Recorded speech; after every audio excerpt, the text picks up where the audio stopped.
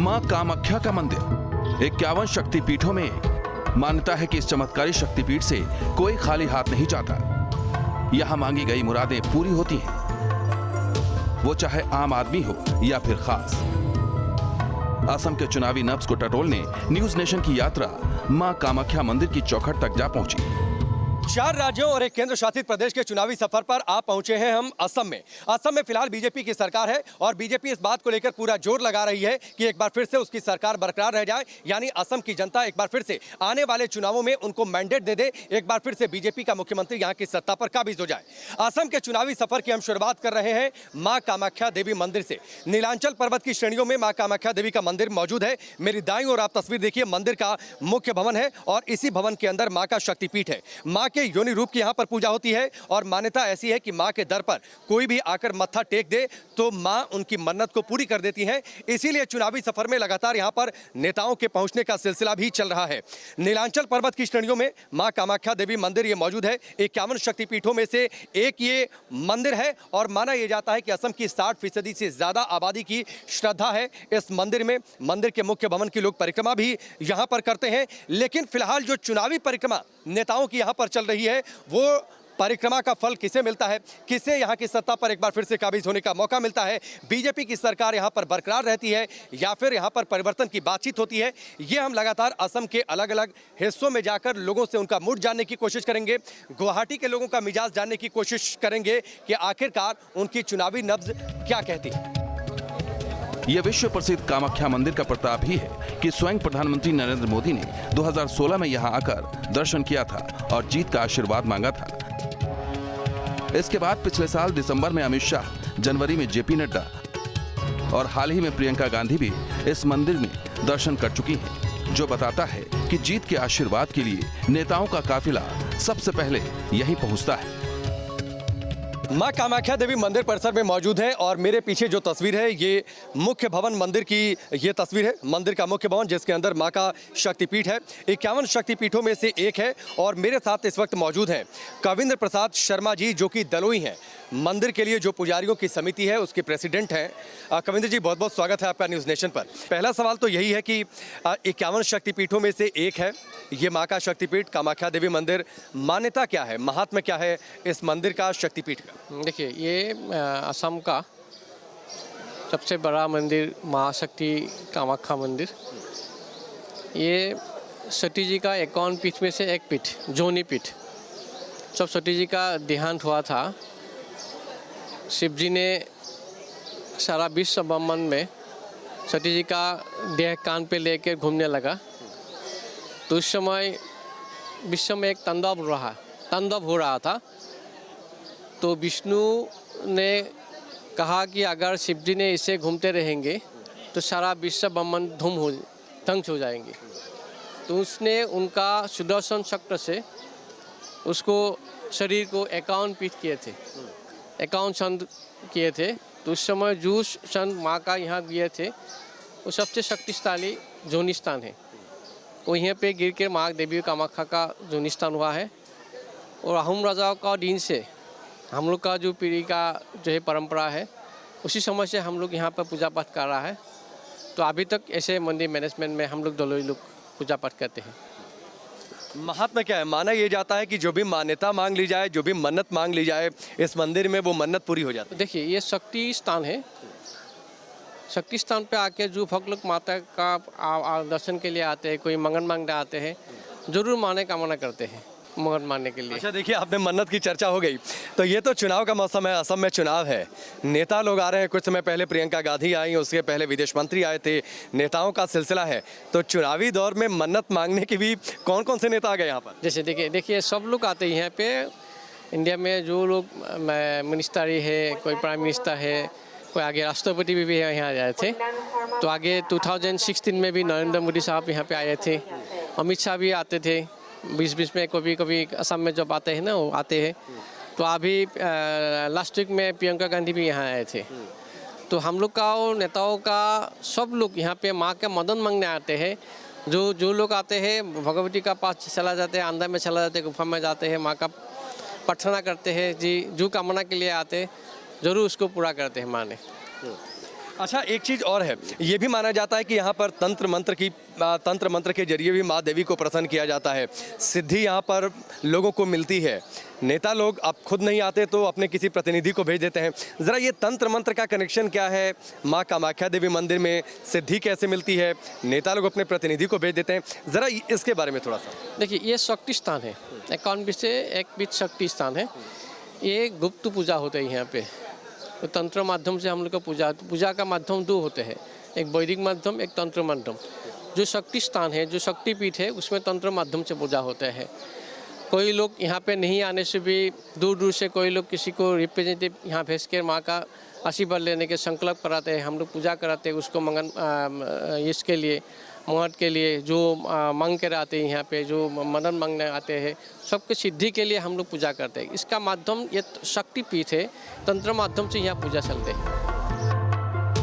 माता कामाख्या का मंदिर जितना शक्तिशाली और प्रसिद्ध है, वैसे ही इसका इतिहास भी गौरवशाली है। मान्यता है कि सती का योनि भाग कामाख्या स्थान पर गिरा था, जिसके बाद इस स्थान पर देवी के पावन मंदिर को स्थापित किया गया।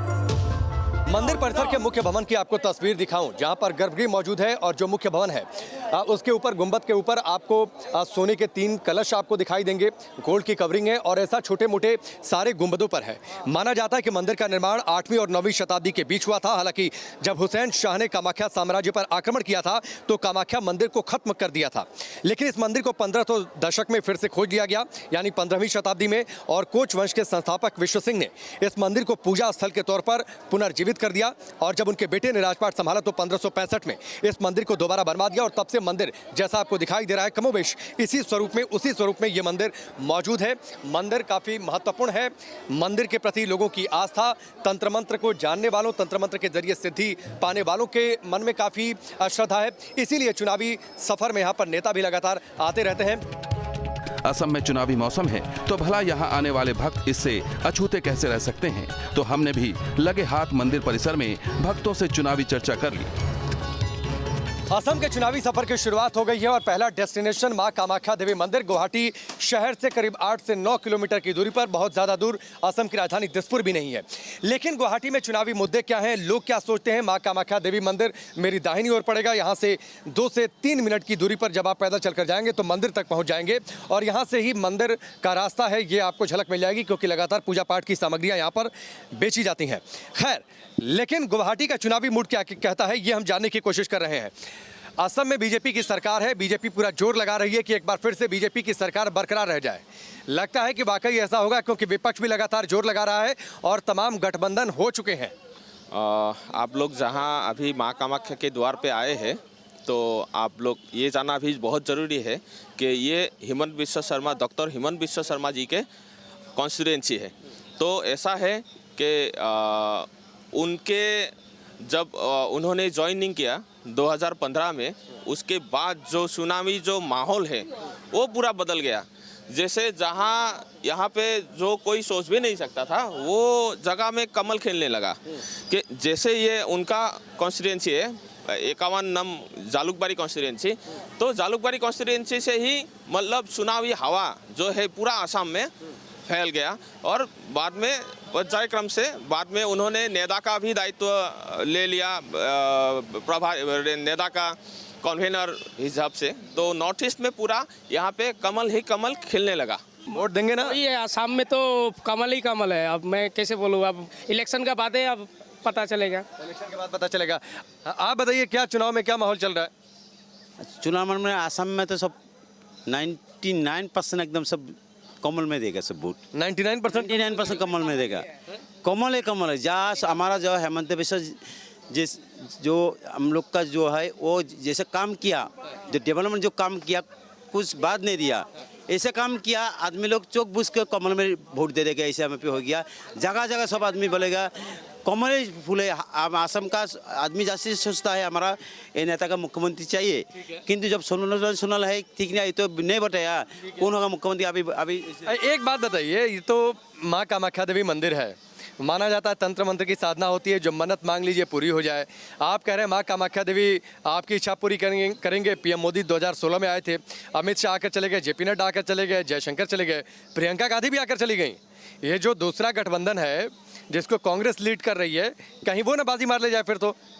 नहीं, माँ कामाख्या के द्वार पे जब जो आएंगे उनका मनोइच्छा पूर्ण होंगे, जो सही इच्छा होगा उनका पूर्ण करेंगे। ऐसा नहीं है कि वो राजनीति में जो जिसने आया वो ही जीत जाएंगे, वैसा नहीं है। फील्ड में भी कर्म करना होगा। और देखिए, जो फैमिली राजनीति है उससे हम लोग अभी दूर है, तो दूर ही रहने दीजिए वो फैमिली राजनीति से, क्योंकि आज तो नेताजी प्रेसिडेंट है, कल हम लोगों को मालूम नहीं है कौन होगा। CA/NRC मुद्दा है? नहीं है, यहाँ पे CA/NRC मुद्दा नहीं है। और CA/NRC मुद्दा जब एक जो लोगों के मन में जो एक अगवा फैल गया था, वो अभी उससे बहुत दूर है हम लोग। क्या मुद्दा क्या है आप लोगों का चुनाव में, क्या है मुद्दा? चुनाव का मुद्दा हम क्या बोले बताइए। वोट देते हैं? वोट देते हैं हम। तो क्या सोचकर वोट देते हैं? सरकार अच्छा सरकार हो। तो आपको क्या लगता है, अच्छा सरकार अभी चल रही है कि बदलने की जरूरत है? सरकार तो मनोज ठीक ही चल रहा है अभी। सरकार ठीक ही चल रहा ठीक है, ही चल रहा है। बदलना नहीं है। बदलना नहीं चलेगा। आप बताइए भाई, आप लोग बता दीजिए कुछ 2-4 मुद्दा क्या है, आप बताइए। बीजेपी जीतेगा, 100% कमल फूलेगा। और हम आप सीधे मुद्दे पर आ गए कि कमल जीतेगा। ना बहुत काम किया ना, बहुत कुछ किया। हॉस्पिटल जहाँ पे नहीं था वहाँ हॉस्पिटल दिया, रास्ता दिया, बिजली जहाँ नहीं था बिजली दिया है, पानी जिस जहाँ पानी नहीं था पानी दिया है, सब। आप करते क्या है ये बताइए? हैं? आप करते क्या है? हम मेरा दुकान है, ये पूजा पाठ के हाँ पूजा पाठ का दुकान है। यहाँ तो टूरिज्म के लिहाज से भी ये जगह काफी महत्वपूर्ण है, डेवलपमेंट है यहाँ पर। हाँ बहुत डेवलप, बहुत आगे से बहुत डेवलपमेंट, बहुत डेवलपमेंट। गुवाहाटी में और भी लोगों से हम बातचीत करेंगे, लेकिन यहाँ पर जो बातें समझ में आती हैं, लोग खुश हैं बीजेपी की सरकार से। हालांकि सीधे तौर पर जब सवाल ये किया जाता है कि सर्बानंद सोनोवाल इस बार बीजेपी का चेहरा क्यों नहीं बन रहा है पिछली बार की तरीके से, उसका कोई बहुत ठोस जवाब नहीं मिलता है। गुवाहाटी में और भी लोगों से हम मिलेंगे, बातचीत करेंगे, उनके चुनावी मूड को समझने की कोशिश करेंगे। कामाख्या मंदिर से होते हुए हमारा काफिला गुवाहाटी की तरफ निकल पड़ा। हम जानना चाहते थे कि इस बार के चुनाव में गुवाहाटी के मन में क्या है। इसी दौरान हमारी मुलाकात बीजेपी विधायक सिद्धार्थ भट्टाचार्य से हुई, जो इस बार भी गुवाहाटी ईस्ट से किस्मत आजमा रहे हैं। आपको लगता है एक बार फिर से आप बरकरार रहेंगे अपनी सीट पर? बराबर पिछले बार हम लोगों ने 96,000 वोट की व्यवधान में कांग्रेस को हराया था। इस बार हम लोग की टारगेट है कि हम लोग 1 लाख के आगे जाएंगे। तो गुवाहाटी का 2 बड़ा मुद्दा बताइए, इशू क्या है 2? गुवाहाटी में फ़िलहाल ऐसी सबसे बड़ी मुद्दे की बात अगर करते हो तो पीने की पानी का, क्योंकि जो वाटर यहाँ जो सप्लाई सिस्टम है ये 1960s के आसपास में किया गया था, और तब इसकी पॉपुलेशन, गुवाहाटी की पॉपुलेशन 3 या 4 लाख, आज ये पॉपुलेशन बढ़ के 10 लाख से ज़्यादा हो गया है। तो आप ये बोलते हैं कि सर्बानंद सोनोवाल सीएम होंगे अगर बीजेपी चुनाव जीतती है तो? देखिए, ये बात तो ऐसी होती है कि आप ब्रिज क्रॉस करने के पहले ब्रिज क्रॉस करने में कितना टाइम लग गया उसकी बात करनी होती। नेताओं के वादे और दावे बहुत हैं, लेकिन जनता के मन में क्या है ये जानने के लिए हम पहुंच गए गुवाहाटी के एक कॉफी शॉप में, जहां की दरो दीवार असम की बेजोड़ पेंटिंग से सजी थी। ऐसे ही एक रेस्टोरेंट में हम पहुंचे और थोड़ी सी अच्छी जगह है, एम्बियंस थोड़ा सा अलग है। हिंदी गाने आपको यहाँ पर सुनाई दे जाएंगे। नॉर्थ ईस्ट में जब आप आएंगे तो ऐसा नहीं है कि आपको हिंदी गाने बिल्कुल सुनाई ना दें। और गुवाहाटी के सीन को दर्शाते हुए आप देखिए, चाय पर चर्चा होती है या फिर गुवाहाटी में आप पूरे असम में जब आप घूमेंगे तो फूड कल्चर यहाँ का अलग है, अलग तरीके का खान पान है, उसको लेकर भी एक कलाकृति है। उसका यहाँ पर पीछे दीवार पर पोस्टर बनाया गया है, दीवार पर कलाकृति बनाई गई है, पूरी पेंटिंग यहाँ पर बनाई गई है, और साथ ही किस तरीके से यूथ चिल करता है इसकी भी चर्चा इसमें ज़्यादा है। कुछ लोग जो यहाँ पर मौजूद हैं उनसे हम थोड़ी सी चुनावी चर्चा कर लें। मुद्दे क्या हैं गुवाहाटी के आप लोगों के लिए? आप लोग यूथ हैं, मुद्दे क्या हैं? देखिए, 5 साल जब हम लोग का बीजेपी गवर्नमेंट जब से आया है, डेवलपमेंट इतना हुआ है, यू कैन कंपेयर थिंग्स। और यहाँ पर हम लोग का जो यूथ है अभी, आत्मनिर्भर इंडिया, आत्मनिर्भर असम, हम लोग जब यूथ है, मैं भी एक एंटरप्रेन्योर हूँ, we are basically focusing on आत्मनिर्भर असम। हम लोग को